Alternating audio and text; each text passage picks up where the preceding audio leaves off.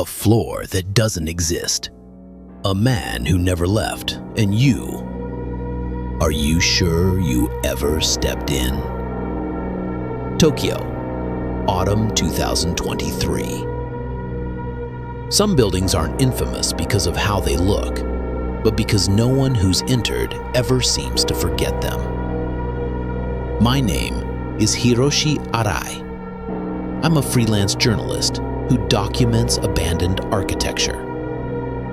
My work takes me to places history tried to bury: old hospitals, derelict asylums, decommissioned subway stations.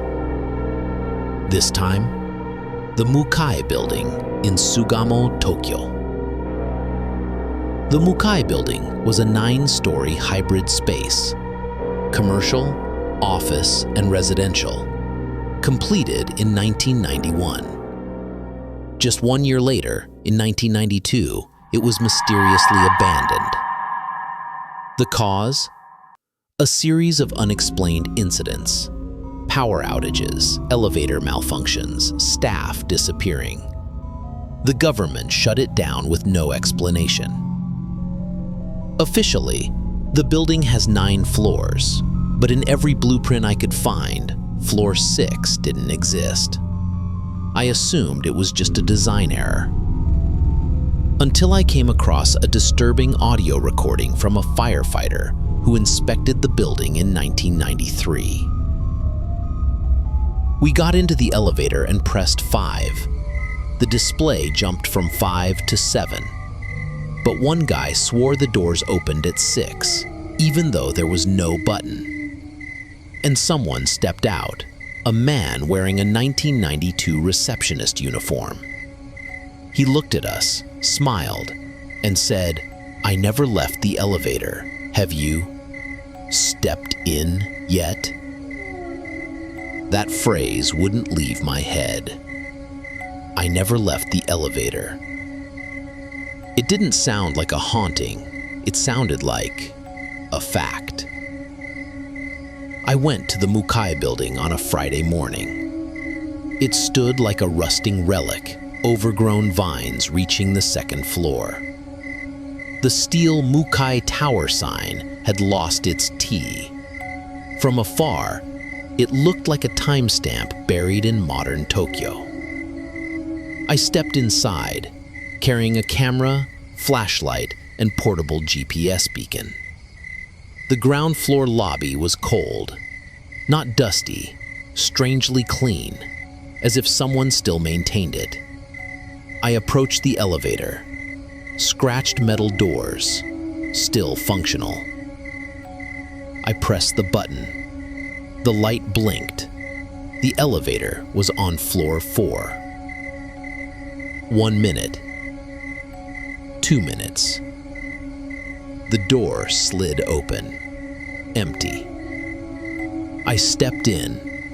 The button panel read B 1 2 3 4 5 7 8 9. No floor 6. I pressed 5. Normal movement. As I recorded, I noticed something strange. 5, then directly 7. I tried 5 again. It opened normally, but the hallway seemed darker than usual. The tile at the corner had a faint scratch, as if someone had carved into it. 1 letter, S. I took a photo. Pressed floor 9. Elevator ascended. 7, 8, then 6. A soft ding. The display read 6. I froze. The door slid open. Outside was a short concrete hallway, dimly lit, no ceiling lights. 5 meters ahead stood an old wooden door with a faded brass plate. Oshofge. Reception. There shouldn't be a floor 6. There definitely shouldn't be a reception. I stood still inside the elevator, heart pounding, camera on, still working.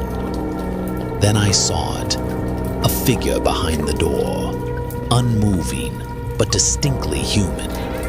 Then the door creaked open. A man stepped out. Short hair, white shirt, blue receptionist vest, name tag, Takumi. He looked at me and nodded, speaking calmly, unblinking. I never left the elevator. And you? Have you stepped in yet? I didn't know how to respond.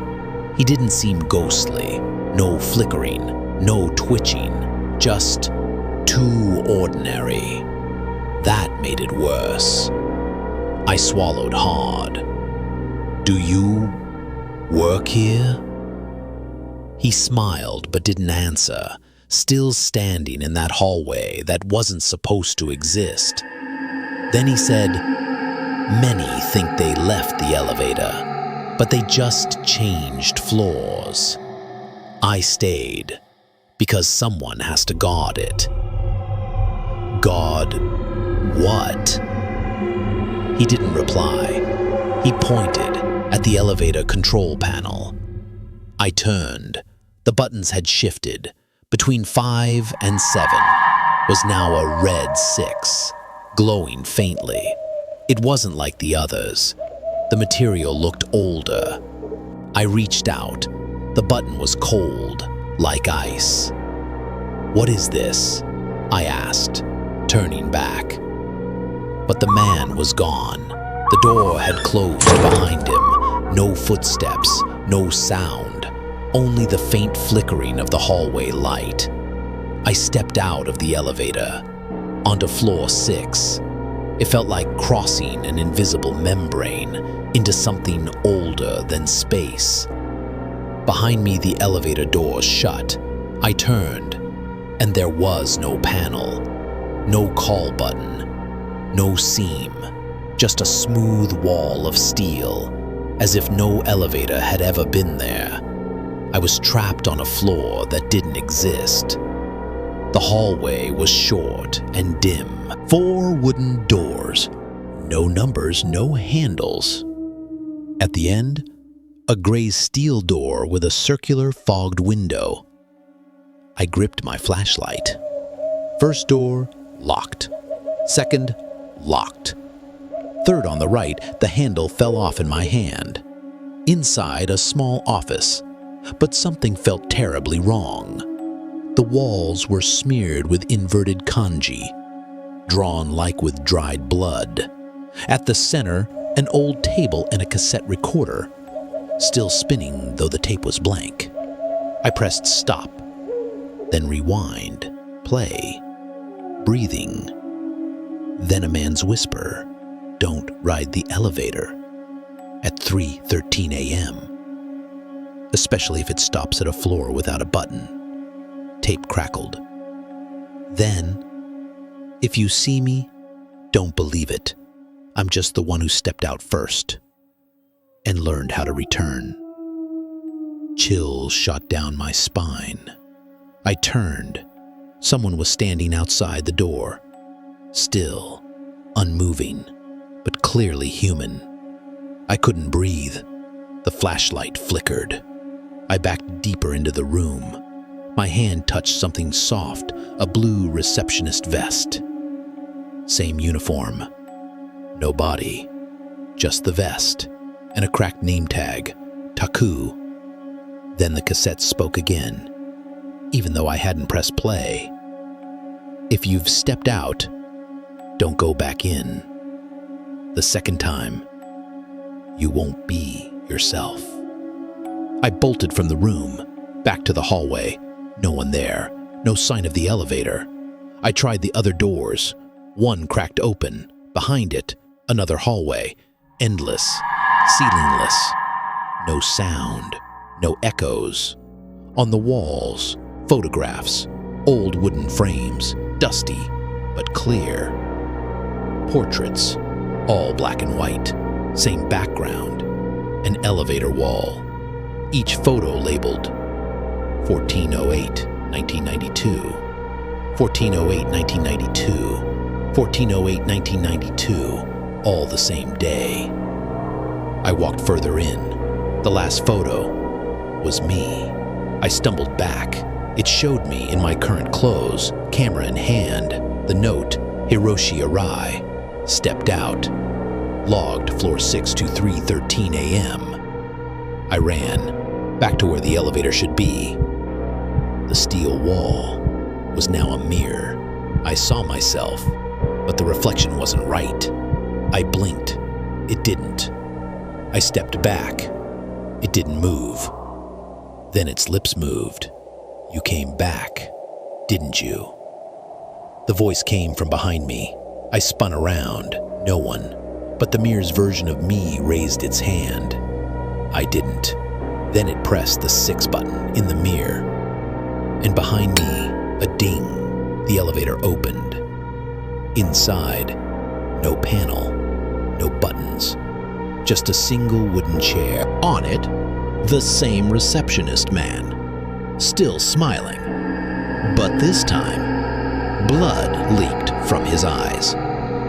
Floor 6 isn't a floor. It's a moment, frozen in time. 1992, 3:13 a.m. The first time it stopped wrong. And from then on, it kept whoever tried to step out. I couldn't help but ask, "Where am I?" He tilted his head. At the very moment, you forgot who you were and began to believe you had already left. The door shut. No hum, no vibration, only darkness. I was back in the elevator. No sound, no light. Then, my own voice echoed back. "I never left the elevator. And you?" I turned on my flashlight. Nothing. Phone dead. Just an endless black void. Then, the control panel lit up. No floors 1 through 9. Only memory, truth, origin, 13, Hiroshi. I collapsed. My name became a floor. I didn't press anything. The elevator chose origin. I began to spin, not up or down, but inward. The walls turned from steel to flesh, veins, hair, scars. I screamed. No sound. Mouth wide, but nothing came out. The elevator stopped. Doors opened to another hallway. Flickering light. On the walls, old wallpaper sheets, each with a name. Below each one, stepped out, learning to return. At the end, a single lit room, labeled Archive Replicas. Inside, hundreds of mannequins. Each wore a familiar face. I stepped closer. One had my face. Every scar, every wrinkle. Its name tag, Hiroshi Arai, replacement number 3. I ran, but the hallway twisted. The elevator was now a circle of mirrors. Each reflection, a different Hiroshi. Emaciated in hospital gown, scribbling on walls in blood. Mouth sewn shut, eyes wide open. I screamed, "I'm the original!" The mirrors cracked. Voices echoed. Everyone thinks they're the original.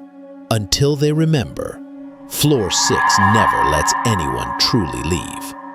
I kept running, until I hit a cold wall.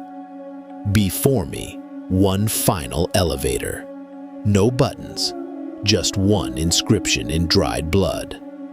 To escape Floor 6, remember you never stepped out. I froze. Had I really left? Or had I been in the elevator all along? Lights flickered. The receptionist appeared again. This time, his eyes were hollow black pits, but the smile remained, stretched to his ears. Floor 6 is not a place. It's a misremembered truth, guarded by those who once believed they left, then returned to check and were kept. He pointed at me. I saw myself in another elevator, camera in hand, breathing hard. Outside, I was watching. The one who steps out is replaced. The one who stays is real. I shouted, "Then who am I?"